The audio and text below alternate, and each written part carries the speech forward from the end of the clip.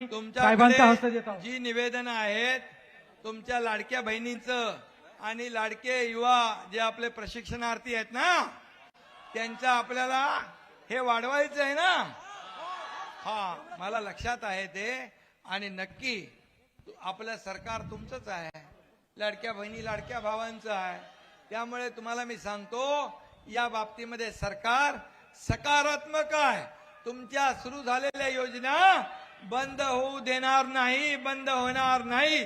आणि म्हणून त्यासाठी कॅबिनेटच्या बैठकीमध्ये मुख्यमंत्री, मी आणि दुसरे आमचे उपमुख्यमंत्री अजितदादा आम्ही चर्चा करून यावर सकारात्मक आम्ही निर्णय घेऊ. धन्यवाद. चिंता करू नका. आपण सर्वांचे निवेदन सुरेंद्र नायडू यांच्या माध्यमातून मुख्यमंत्री साहेबांना आम्ही सोपत आहोत. सर्वांना निवेदन देणे शक्य नव्हते, करिता संयुक्त निवेदन आज सुरेंद्रजी नायडू तथा माजी आमदार शेषरामजी कोरोटे यांच्या माध्यमातून आम्ही त्यांना सोपत आहोत.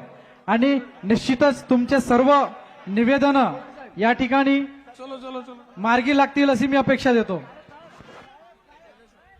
सर्व निवेदन संयुक्त रूपामध्ये आम्ही साहेबांना दिलेले आहेत. आणि जरी कोणाचं निवेदन